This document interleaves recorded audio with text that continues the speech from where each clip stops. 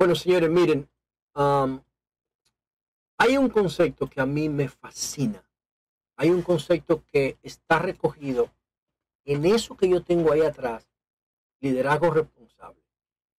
Entonces, en liderazgo responsable, ustedes van a ver información como en la primera de sus herramientas. Tecnología, porque la información la montamos en tecnología para gestionarla mejor. Y entonces, después que usted tiene la información montada en tecnología, usted va a tener resultados más eficientes, que es lo que plantea el cuadro o el rectángulo naranja de este círculo que yo tengo ahí detrás. Y entonces vamos a tener autoridad. Autoridad, bueno, transparencia por el respeto de la información que debe manejarse de manera transparente, aunque los resultados no te convengan. Y luego eso te va a dar la información, la tecnología, la eficiencia, la transparencia, te va a dar autoridad sobre los temas. Eso es lo que significa eso que yo tengo ahí atrás. Eso lo escribimos en el 2014. Ya tiene 9 años. Entonces, todo lo que está ahí, lo que refleja es el cambio. El cambio es una cosa brutal. Por eso yo vivo proponiéndole cambio a todo permanentemente. Porque yo veo, como dice la canción de Mercedes Sosa, cambia, todo cambia. Cambia permanentemente. El cambio es lo único constante que tenemos en nuestro entorno. Y yo quiero, antes de entrar en la aplicación del cambio, porque voy a iniciar hoy una serie de trabajo, porque considero que el PRM y la sociedad podemos sacar más provecho del concepto del cambio. Porque todavía al gobierno le quedan 2 años de ejecución, hasta agosto del 2024. Perdón, le queda 1 año de ejecución. Y si el presidente se reelige, le quedan 4 más. Si no, pero no importa, el cambio no tiene que ver con gobierno. Ahora, este gobierno se hace llamar el gobierno del cambio. Y le podemos aplicar el cambio a todo. De hecho, yo creo que la República Dominicana debería tener un instituto del cambio. Y un índice del cambio con unos parámetros tipo normas ISO para medir el cambio institucional en cada uno de los sectores, en cada una de las instituciones. Yo solo voy a aplicar esta semana el cambio y el manejo de fenómenos naturales y desastres humanos. O sea, la tormenta Franklin y la explosión de San Cristóbal. El cambio y la feria del libro. El cambio y el inicio del año escolar. El cambio y la educación. Ustedes ven, ahí hay 4 categorías a las que esta semana yo voy a tratar de aplicar el concepto del cambio. Pero, ¿qué es el cambio? Vamos a ver lo que dice un diccionario común de filosofía.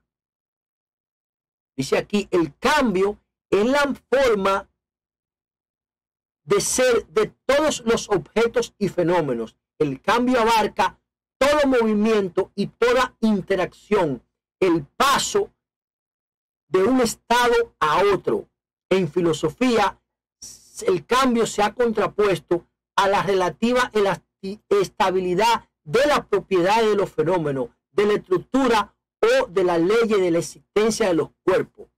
Sin embargo, la estructura, las propiedades y las propias leyes son un resultado de interacciones que se hayan condicionadas por las diversas condiciones entre los cuerpos, de suerte que son engendradas por el cambio mismo en la materia. El cambio lo es todo. Entonces, tú tienes, por ejemplo, el lema del presidente Fernández, es para adelante que vamos. Ese es un lema emocional para motivar al pueblo, pero adentro no hay nada, una emoción. Es para adelante que vamos, pero no sabemos ni con qué, ni cómo, si vamos a chocar con Puerto Rico, como dice doña Consuelo, no se sabe nada. Es una expresión emocional para motivar a las personas, que no está mal, pero el cambio no. El cambio es una categoría filosófica, como acabo de leer. Es una categoría física. Nos estamos moviendo permanentemente y cambiando de lugar. Nos estamos rotando y trasladando permanentemente. Hay un movimiento de rotación de 24 horas y de traslación de 365 días. Nos estamos moviendo permanentemente en el espacio. Entonces el cambio es una categoría física. El cambio es una categoría histórica. El cambio es una categoría sociológica. Es una categoría tecnológica. Es una categoría del conocimiento. Antes yo tenía que ir a un teléfono público a esperar si había gente usándolo ahí, cuando yo era chamaquito. Una fila con mis monedas en la mano. Pero ya la cabina de teléfono público no. Hay algunos países que la cogen para darle conectividad a la gente vía Wi-Fi. Ya yo tengo mi teléfono. Todo el mundo tiene un teléfono en la mano. Eso es cambio. Pero hay instituciones que existían cuando se llamaba por teléfono público y existen ahora y hacen lo mismo. Le pongo una. El Instituto Inazúcar. Para José La Luz, es una vergüenza que en República Dominicana exista un instituto que se llame Instituto Nacional del Azúcar. Porque el azúcar es un veneno alimenticio. Es un veneno que tu cuerpo no lo necesita de manera añadida, porque el azúcar está en demasía en la fruta y en todos los carbohidratos. Hasta en la verdura está el azúcar. No tienes que comerlo añadidamente. Si el gobierno le aplica el cambio a la nutrición, elimina el azúcar de toda la política pública. ¿Ven de lo que se trata? ¿Hay alguien que desafíe lo que yo estoy diciendo? El azúcar es responsable de 9 de cada 10 enfermedades crónicas, de hipertensión, de diabetes, de inflamación. El azúcar no es la sal, no es la grasa, es el azúcar, son los carbohidratos. Y nosotros tenemos un Instituto Nacional del Azúcar. Miren para que ustedes vean, porque el cambio en materia de alimentación está como el teléfono público. Está ahí, aunque no sirva para nada. Tú ves la cabina de los teléfonos públicos, pero no sirve, no la necesitas. Ese es un ejemplo. Ahora, yo le puedo poner muchos ejemplos más. Yo le voy a poner, no vamos a quedar hoy con el tema del año escolar. Entonces, miren, señores, y esto es un aporte para todos los que opinan de política o son políticos o quieren serlo. No pueden ser políticos sin analizar a este tipo que yo le voy a poner ahora en la pantalla. No pueden ser. Es una afrenta. Es una pérdida de tiempo para ustedes, para su familia. Ponerse de que hablar de político sin entender lo que plantea este tipo que yo le voy a poner aquí. Este tipo que yo tengo aquí en el fondo, detrás mío, se llama Thomas Kuhn y escribió una obra clásica. Thomas Kuhn es norteamericano, murió en los años 60, en la época hippie, la generación que lo cambió todo. Los hippies y los nerds cambiaron todo. Hippie era Steve Jobs, que iba descalzo a su trabajo. Un maldito hippie descalzo y drogado. Y nerds era Bill Gates. Los hippies y los nerds cambiaron el mundo. Microsoft y Apple cambiaron todo. Y Thomas Kuhn pertenecía a esa, murió en el año de 1968, por ahí, el año más loco de la generación de los 60, el 68, lleno de símbolos de izquierda, de progresismo, de hipismo, de todos esos movimientos humanistas que llegaron después de la Segunda Guerra Mundial y después del levantamiento del muro de Berlín en la Guerra Fría. Y Thomas Kuhn era físico de Harvard y era sociólogo y escribió un libro que se llama Estructura de las Revoluciones Científicas. La estructura de las revoluciones científicas. Y ahí es que Thomas Kuhn habla del cambio, del modelo, del paradigma, de las diferentes categorías del cambio. ¿Y qué dice Thomas Kuhn? Thomas Kuhn dice, el cambio no es la suma de conocimiento, no. ¿Para qué tú sigues estudiando sobre la cultura griega? Tiene la cultura griega, coge su aprendizaje, coge lo que ellos no donaron, pero tú tienes que conectar eso con el paradigma, con el modelo. ¿Qué haces tú haciéndole culto al teléfono público de cabina, perfeccionando el teléfono de cabina o perfeccionando el teléfono de disco, si ya el teléfono de disco o teléfono de cabina no te sirven para nada? Entonces, cuando el modelo se agota, no lo cambies, no lo arregles. Cuando el modelo se agota, cámbialo. Y ahí viene el modelo del cambio. Sin Thomas Kuhn, no vamos a entender eso. ¿Qué vamos a hacer? Y no solamente él. Es una vergüenza ponerse a practicar política sin leer firmas como Alvin Toffler, como Bosch, por ejemplo. Entonces, digo esto porque el PRM tiene una gran oportunidad en las manos de hacer valer el concepto del cambio. Y debe haber un instituto en República Dominicana en honor a este tipo, en honor a Thomas Kuhn. ¿Para qué? Para nosotros entender científicamente el cambio. A eso hay que meterle dinero, presupuesto para investigación y desarrollo, para entender por qué el Instituto Nacional del Azúcar ya no debe existir porque es tóxico, porque es dañino, porque es inflamatorio, porque el consumo de azúcar no se debe promover, se debe perseguir, se debe limitar, se debe prohibir, se debe desincentivar. Entonces vamos a aplicar el concepto del cambio hoy, no al inicio del año escolar, porque el inicio del año escolar lo vamos a hacer mañana o pasado. Se lo vamos a aplicar al tránsito y al transporte por el inicio del año escolar. Tuvimos unas vacaciones maravillosas desde mayo hasta agosto, donde el Gran Santo Domingo por la mañana no tenía tapones. ¿Por qué? Porque quien provoca los tapones de la mañana es el sector educativo privado. El público también, pero en mayor medida el privado.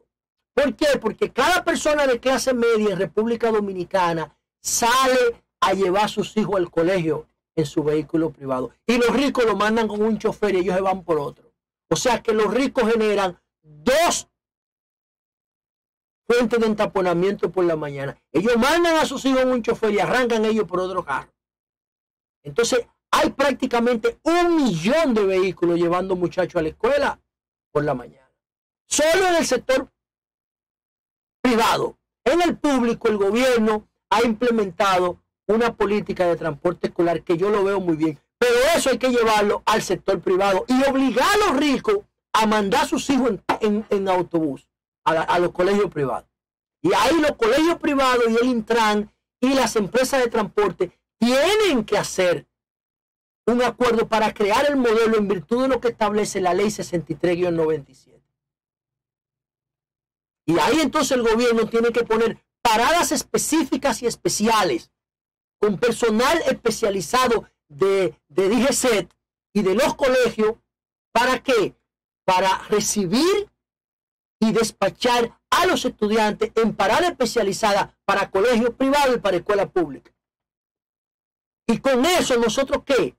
Nosotros vamos a mantener un flujo de tránsito durante el año escolar como lo teníamos ahora desde mayo, desde las vacaciones hasta agosto. Ya el infierno vuelve mañana.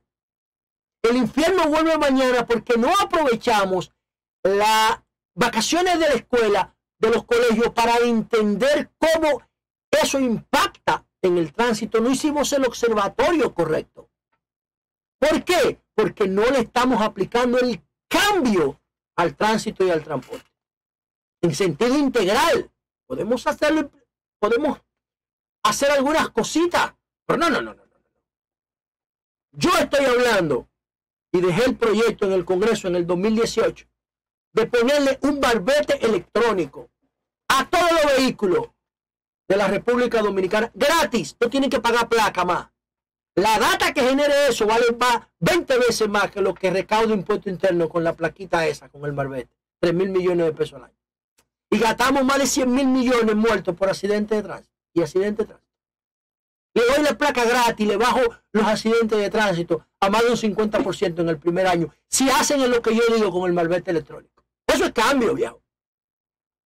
¿Por qué? Coño, si tú le pones, si tú sabes que los motociclistas y la guagua de transporte público y los vehículos pesados te generan la mayoría de los accidentes de tránsito y de la muerte, ponle un malvete electrónico y monitorealo por una maldita pantalla. El software mismo te lo va a multar. Y el software mismo te va a decir a José Lalu, quítale la licencia. ¿Por qué? Porque en una semana cometió 10 infracciones. No tiene condiciones psicológicas para manejar. El mismo software. A fulano de tal, a la patana X, al camión Y, A la ambulancia R, páralo. Que en una semana violaron los límites de velocidad 10 veces, no tienen condiciones para manejar. Coño, hay que ser científico como Thomas Kuhn para hacer esto. Yo estoy planteando aquí. Es más, yo le metí una cámara a todos los vehículos públicos de transporte pesado. Una cámara, no a la cara del conductor, no al vehículo adentro, a monitorearlo. ¿Cuál es el problema? Le pongo el marbete. A los vehículos que dan servicio público, le pongo el marbete. Y ese marbete le meto un sensor de acelerómetro, le meto un sensor de giroscopio, le meto un sensor de altura. Y ya, y lo monitoreo por un dashboard. Y el software lo va a multar solo. Y me va a mandar una bandeja de entrada todos los dominicanos que violaron la ley en el día. Y yo lo fiscalizo por ahí. Y a los que me la violen consistentemente, le quito la licencia, como se le hizo al cubano que le dio la trompada al DGC. ¿Cuál es el problema de eso? Yo lo estoy planteando. Está en el Congreso el proyecto. Nadie le hace caso.